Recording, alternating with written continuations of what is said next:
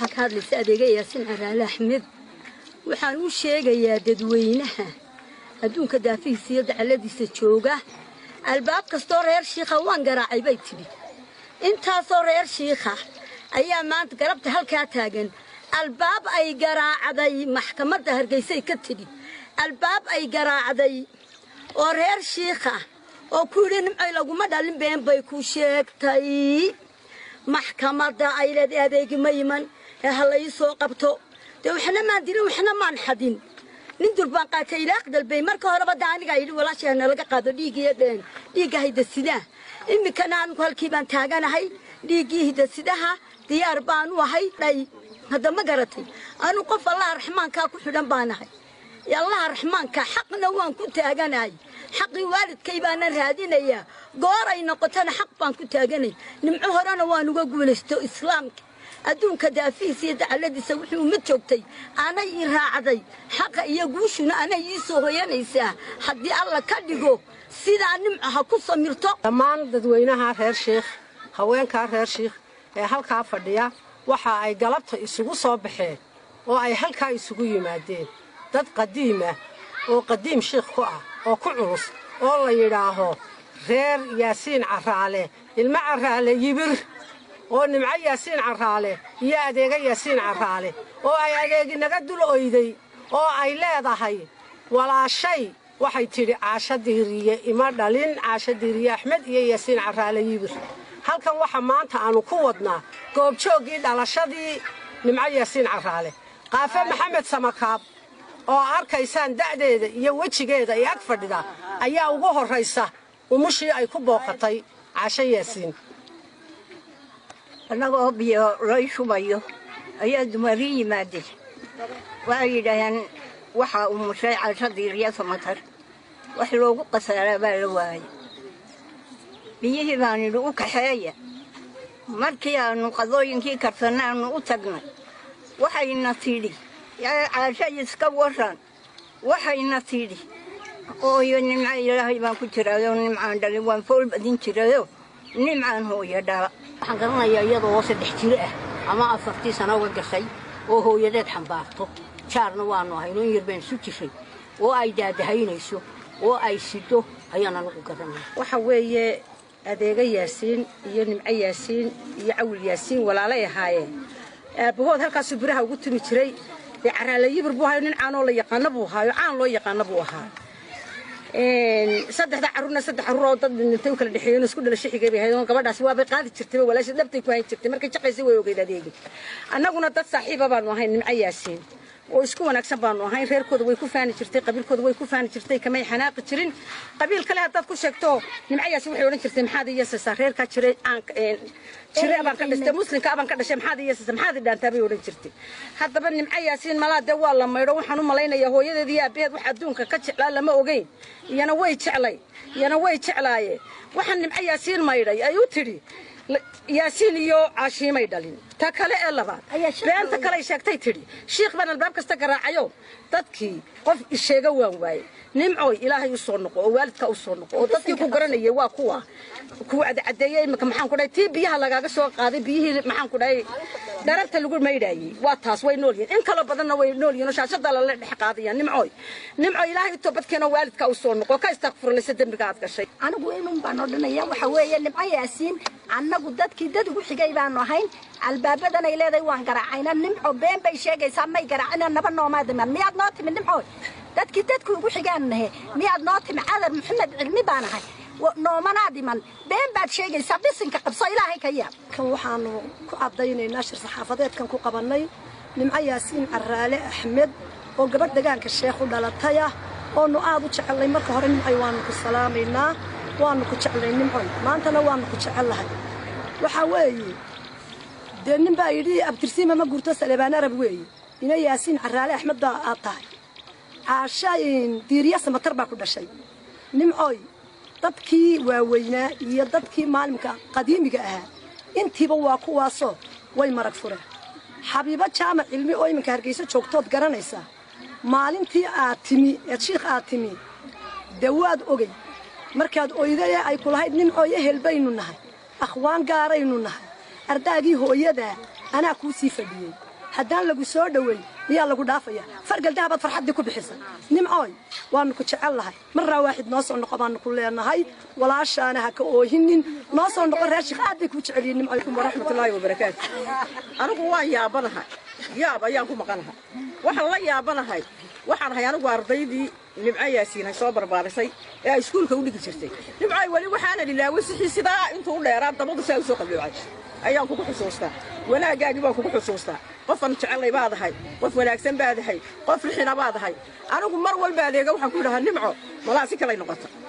dadka yaaban baanay waayo wanaagaagii ma garanaysaa markii aad na bari jirtay waxa kacankaanu ahayn eed heesaa na bari jirtay ma xusuusataa eed heesihii na bari jirtay sida wanaagsan sida jacaylkaad noo qabtay wanaagaad magaalo wacdiga fiican idinoo jeedisay anigoo sii tixraacaya dadka anigu waxba uma qabtada aad tidhi nimcooy muddooyinkii ugu dambeysay social media waxaa isdhexmariyay ama baraha bulshada ay ku kulanto inay warar soo baxayo lalahaa nimco reerkani ka soo jeedaa iyo reerkani ka soo jeedaa iyo gabadh ka hadli jirto waa walaashii odhan jirtay hawshaasi horta iminka halkay maraysaa horta waa su-aal aad iyo aada u fiican dadweynuun iga sugayaan horta runtii wax badan maan rabin maanta inaan ka hadlo laakiinse aad bay u fiicantay waan ka helay su-aashaad weydiisay markii de waa wax miidiya galay oo adduunka o dhan laga ogyahay soomaaliya horta waxa weeyaan halkan waa niga imi juun iyo julaay uga soo joogo waxaanu imi inaan adeega d n a kala qaadano inaanu adeega kala qaadano d n a baanu imi anoo joogay adeega hadashay hargeysa jooga oo jiri d n adiiba ka dhuumanaysaa lama hayo 4 bilood uma soonto caynka lulu aan hargeysan jooga ugu iyadu mu wax isleed waxay joogtaa London 7 ba hadashay ana 8 baan hadlay maanta ku xigtay badri bay wareystay waanigi daadiga lahaa adeegay waan ku imi walaal macaani London waan kula joogaa d n adii baan aanu imi maalinta June iyo July iyo August baan joogay irgaan dirtay boqor Axmed baa kamid ahaa waxa kamid ahaa sultaankii adeega kamid ahaa adeero Ibrahim waan dirtay waxaan ku dhexnoo noqda d n adii noo kala qaada ana waaniga imi sheekadana saa lagu soo afjaro adigu waxa sheekadii waan arkay inaan xagoodii ka soconin adeegi passport ma haysatay iyo weyn la garoobo la geeyay iyo adeer iska tag soo noqodka laga dhigto baba adigu si leeyma welinayay waxaan arkay inay waqtigii horta June iyo July ba iga socdeen adeegina sheekhiska joogtoonay marnaba Hargeysa igu iman bas markii dambe waxa lagu yiri adeega kuma soo socoto danahaga iska qabso dad baxayso adeeg ku jirta laakiinse hadii aad baxdo way soo fadhiisan xorun doonta gabadhii hadinay baan qaadayaa meeday sawta leeyli lana beedan u baxsato Hargeysana way dhuumatay deedna anigu waliga station ma arag iska daa maxkamada gabadhan uu imaadeerno Faadma dheer leeyahay kuna wal maxkamadda madiif igeysido way ikaxaysay maxkamadii bay igeysay wala sukay taagay waxaan ku dhaarntaas rabaa aniga walaashii adeegayna la kala saaro noloo qaado dhacanka dheeneeda arshi soo qoray lagu yiri arshigii baan soo qortay maanta kale soo celiyay waxa leega gudoomay lawyer baan qabsaday waxa leeyahay hadana maanta caynkaas soo noqo waan soo noqday waxa leeyahay adeega samakaas loo dirayaa maanta halkii lagu hagaajinaya waxaan siiyay sultaankii Ibrahim adeero nabirkiis waa la wacay ina yar baa loo dhiibay waa loo geeyay date kaas ay imanaysaa halka kaale waa la isku keenay maxkamadii ani adeega face to face ilaahay ba iga sareeyay yaa anigu been ku hadli maayo hadda shabcana waa lagu jira soo way soo socotaa adduunkana waa iska qasan yahay ilaahayna ilaaliye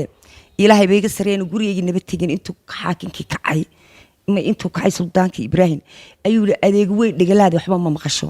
markaas ku ma loo yar baad u tamsiir maya hasuur fadhiiso ma hadli kartid adigu ala kulli xaal xagooda kama soconin sheekadu waxay ku soo gabagabeeyeen in dib loogu dhigo dib hadana loo dhigay ana waan baxay mudda la ii qabtay muddadii la ii qabtayna waan ku imi hadda saddex bil baan joogaa bishaas oo dhan waxaan taaganahay maxkamad arti samakii hore way bugtaa gaariga ma soo qabanaysaa la yiri haddana kii kale bil noogu dara week baa loogu daray hadda kii u dambeeyay oo tan warqadeedii adeega tii u dambeysay ay hadda maxkamadda u soo dirtay waa taa intaa dambe oo dhan waa taas maxkamadda ay soo hagaajisay waxay tiri waan xanuunsanayaa mana kici karo maxkamadda sharafta leh waxaan ka codsanayaa walaalayaal corona jira la isuma bixi karo ana qof weyn baan ahay inaan noolaan iyo kale ilaahay baa og 7 bilood dib hala iigu dhigo anigu mid deganay Hargeysa waxaan deganay Ingiriiska waxaan ku codsanayaa walaashay adeega si sharaf leh adeega wax badan baad media ka qaylisay walaalo kaalay بريتو صباح محكمة دي جوان كم بيجارسة مركي حقين ور لجواي محكمة دي صور دقائق وذا دقاي جوان بي محكمة دي جارسة أنا قال لوير لبعض بنك قبصدي وحنقول إلو أديك هلا يكانوا ما بدي كرتو إن هلك هكذا دقائق أديك هلك لكين مو يعني وحلي أديك حكم الهين محكمة دو ما حقف ما در قلي ودين بقلي والله صاحب الحرية سوق كتير السنة لكينيو ومدني ويدي كرتا ويجي كرتا هدي ديدو حتى أنا محكمة أنا جا حكم كريدينا marka hadda xukunkii bay maxkamaddu u taala waxaan ka codsanayaa adeega iyo reerka aniga ay soo korsaday sharaftayga mudan inta soo leekaysiiyay inaad iga aqbashaan inaad bari adeega ii keentaan saadama maxkamadana la geeyo intaan xukunku dhicin soonka ka hor buu dhacayaa intaan xukunkaasi idinku dhicin in aan dhacankii kala qaadano ayaan idinka codsanayaa xumaantuna ma fiicna anu marna waxba kuma degdegayo adeega waxaan u ballan qaadayaa haddii waxaan u cadaynayaa adeega horta qof anigu nolosheeda maan arkin caana oo magac leh oo 20 sano hooyo aan dhalin iyo reer aan dhalin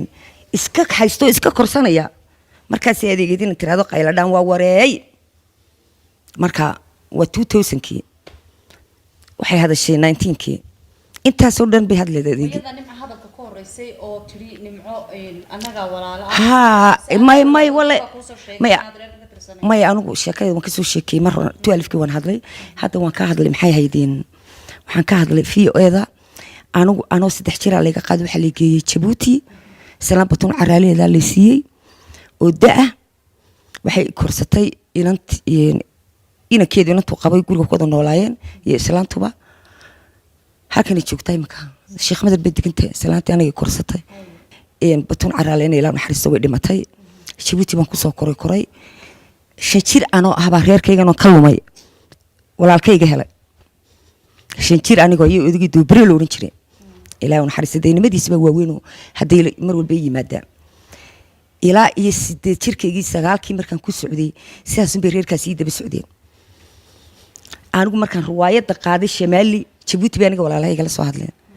markaan saa Ingiriiska u galay way la soo hadleen dibbigiis xiriirinaya reerkani waxaan ku markaan sharciga saa u qaato Ingiriiska way dul taaganahay dheena baan ka qaadanayna okay gabadhayadii baata intaas calaamadood baan kugu ognahay hadaad leedahay noo soo sheeg intii calaamadood baan u sheegay waan isunimi reerkaygu waan isbaranay adeega waan u tagay sheekh waan tagay waxaan ku leeyahay garanayno 3 jira 4 jira 5 jira 6 baan u gaaray no way ilaa haddana waan taaganahay lama helayo oo masaajidka galay ku dhaaranaya ana weyn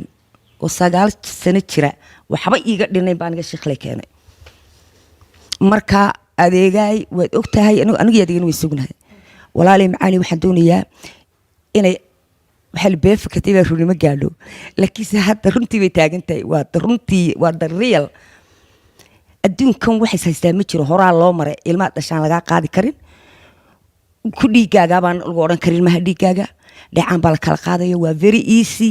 wandhay bay nagu dhamaan dhacaankeena hadii la doono la diraya ma aqaan wiig baa laynagu soo jawaabi ma aqaan anigu hadii laynaga qaado waaba dhaqaaqayba ifan jawaabta sugi maayo walaalay macaani waxaan ku codsanayaa in adeegeen la sukaay keeno waa mar labaadkii aan DNA-da u soo noqdo qoraal la soo qoro iyo comment la isku soo cayo waxaas waa very